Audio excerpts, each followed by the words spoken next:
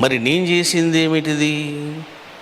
దేవనాగరి లిపిలో ఉన్నటువంటి వేద మంత్రాలను తెలుగు లిపిలోనికి మార్చినప్పుడు ఉత్పన్నమైనటువంటి 60,000 దోషాలను నేను సరిచేయడం జరిగింది. మరి దేన్ని బట్టి నేను సరిచేశాను? సొంత ప్రజ్ఞానంతో సరిచేశానా? భాషా పరిజ్ఞానంతో చేశానా? దేవనాగరి లిపి ఆధారం. ఏ అక్షరం ఉందో, ఏ మంత్రం ఉందో, ఏ పదం ఉందో, ఏ స్వరం ఉందో అవన్నీ సరిచేస్తే చూశారా, ప్రశంసలు ఉండవు. మీరు ఇంతటి సేవ చేశారు తెలుగు ప్రజలకు, తెలుగు రాష్ట్రాల ప్రజలకు. మీరు వేదమాతను తెలుగు లిపిలో అందించారు, శుద్ధమైన వేదాన్ని అందించారు అని కూర్చోబెట్టి సన్మానం చేయాల.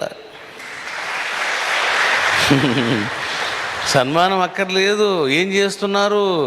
ప్రతి విమర్శలు చేస్తున్నారు. ఏమిటండి? వేదములోని మంత్రాలను వీరు సరిచేశారా? తప్పులున్నాయా? ఋషులు తప్పులుగా దర్శించారా? దీన్ని ఏమంటారు? పైత్యము అంటారు దీన్ని.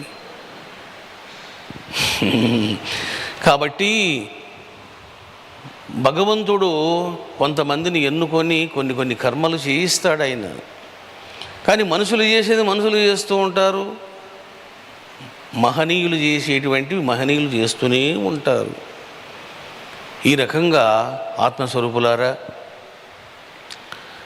ఆత్మ సాక్షాత్కారము అని అంటే